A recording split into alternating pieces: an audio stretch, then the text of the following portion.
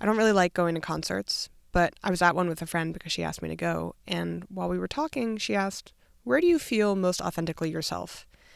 And I immediately responded, "Oh, I feel myself no matter where I am, as long as I dressed right for the occasion." Sort of a tongue-in-cheek answer, but I've been reflecting on it now. It's been a couple of weeks since I said that, and I don't think I'm wrong. That thought process has opened up a couple questions about motivation for me. A lot of people want a personal style. I think about personal style all the time. But what literally does having a personal style do for us? It can communicate something about which community you belong to, which in-group you're a part of, what your interests are. It can demonstrate that you embrace tradition. It can demonstrate that you reject tradition. Clothing is an incredibly powerful tool to do these things with. But a lot of people, myself included, don't have such clear-cut answers about what they want from their clothing, from their everyday outfits. Something that's always frustrated me about this is when people talk about style as an ultimate form of self-expression, because what is the self and how am I expressing it through clothing? I decided to document my outfits for a week to see what was motivating me every time I got dressed. It's cold today, even though it's mid-August. It's like 66 degrees right now. I don't think it'll get higher than mid-70s. And I'm just working from home, so I get cold when I sit for long periods of time. That's why I'm wearing a sweater. It's a cotton sweater though, so it's not so bad. And then I'm wearing my white jeans because it's still before Labor Day. So you have to get as much wear out of your whites as you can. I might go into Manhattan later to run an errand, so probably just throw on sneakers with this. So what am I focusing on here? Just functionality, everyday decisions about what the weather is and where I'm going. But is functionality such a horrible motivation? Is my personal style not just a representation of how I like to interact with my environment and the people in it? The first time someone ever asked me to help them with their wardrobe, I had no idea what to say. They were talking about how their body had changed, they weren't happy with what they were wearing or their options. In the moment, I wanted to be helpful, so I came up with 2 guiding questions. I said, how do you like to feel in a public space? And honestly, how do you feel about your body? Using myself as an example, I said, honestly, for me, the number one concern for getting dressed is comfort. Because if I'm not comfortable in a setting, I will not be good company. And comfort doesn't just mean physical comfort, it can also be mental comfort. Are you comfortable with what you're wearing, the image you're putting out in the world? I'm working from home again today. I'm actually working from home every day. And sometimes I'm working from away, but today I'm working from home in my partner's office. And then, yeah, I think I'm gonna go for a walk later. It's supposed to be a beautiful night. I think comfort levels are something you have to be really honest with yourself about, because for years I was buying stuff that was aspirational, a really cute pair of heels. Aesthetically, I liked the way they looked, but I just wouldn't wear them, mainly because I couldn't walk in them for more than 2 hours. But I do think there's an aspect of innate self-expression to comfort as well, because I find it really comforting to wear suits in terms of my gender identity. But I lent a suit once to a friend, and she felt very uncomfortable. The second question was, how do you feel about your body, right? And this is obviously a tricky question, but we are ultimately clothing physical entities. It's one thing to deconstruct your insecurities, but it's another thing to buy clothing that you know you just won't like wearing. For instance, I don't like showing my legs off, so anything that cuts above the knee, I'm really not going to get that much wear out of. On the other hand, I love showing a little shoulder, giving the people a little clavicle.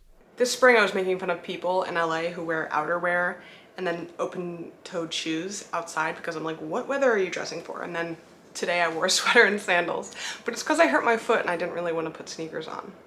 But sandals are also easy to just throw on, and I was just going to get pizza, so here's what I wore. It's a very minimalist day. And then I got hot halfway through, so I did this. I'm always walking around with my sweater half on, half off. Is it some form of glorious self-expression that I don't like a certain sleeve length on me because of the way it makes my arms look? No.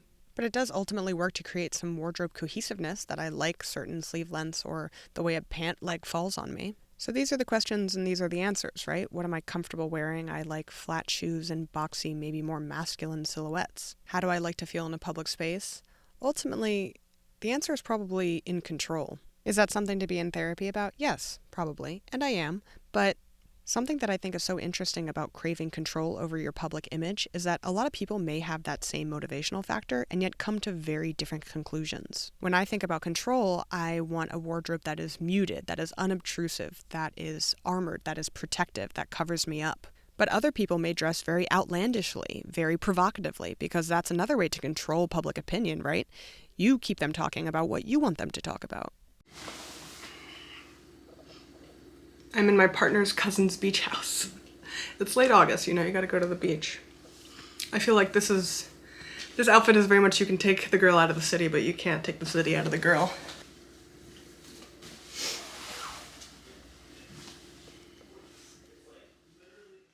Obviously, you cannot control what people think about you or say about you. That is really an exercise in futility. If I could, however, I would want them to think, oh, she looks good. In fact, she always looks good, and it seems very natural on her. This whole idea is not so dissimilar from Alison Bornstein's 3 words method, right? You're supposed to choose 3 adjectives that describe your style. One's emotional, one's practical, one's aspirational, and then that provides some clarity so that you can perpetuate it. I don't know if I would suggest that exercise. I mean, I think I would personally find it hard to do, and I have a fairly curated wardrobe. I think I personally just find it more illuminating to figure out the why behind aesthetic choices rather than just designating them as an aesthetic. So if you like 70s style clothing, is that because you are trying to embrace a sort of like carefree, expressive way of living? It's not just that you like bell bottoms. If you're into preppy clothes, it might be that you actually really are comforted by rules around what you should be wearing and when. So in that sense, maybe there is something more innate about our expression through our clothing than I think, because I've also had issues in the past with things like the Kibbe system, which essentially analyzes what body type you have and then tells you what sort of clothing, what sort of silhouettes you should be wearing. If you literally have no preferences and you are just trying to quote-unquote look your best, that would be a very utility, functionalistic way of thinking, right? Just tell me what I look best in and I will wear that. But that's not true for me. Like, you could tell me I look best in the color red, but I don't like wearing red. I will even wear pink over red. I don't know what it is about red. I just don't like wearing it. So if I ever did one of those color swatching sessions, you know, where they show you which colors look best on your skin tone, the only thing I would probably be walking away with is the knowledge that I'm consistently wearing colors that don't look that good on me. So I have preferences. Why do I take such umbrage with the term expression?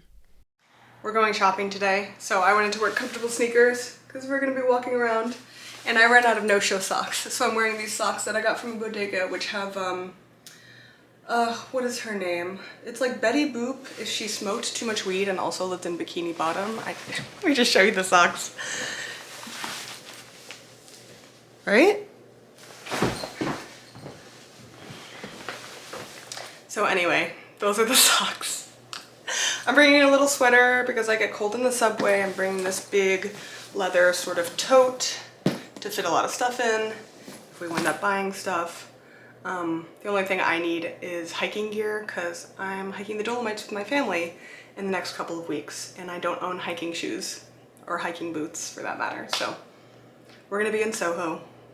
Maybe self-expression just sounds too lofty to me. Why can't your clothing just be a representation of your lifestyle, your values, the way you live from day to day?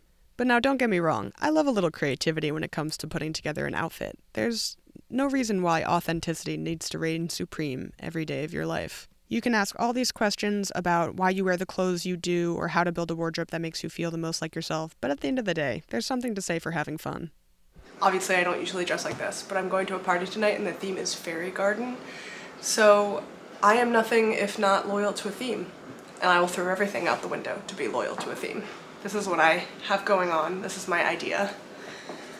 I think pink and green is very fairy. It's also very, the giants in the movie Ella Enchanted. That's always what this particular tank top and skirt combo reminds me of. For wings, I'm going to show you what I'm thinking.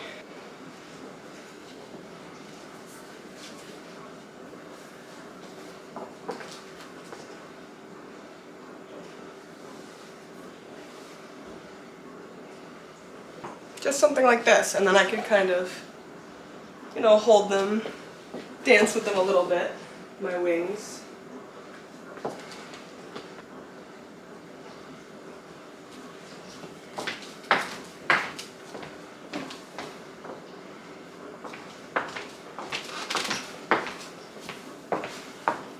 So that's the idea, but I think I'm gonna also take my glasses off and put as much blush as I possibly can.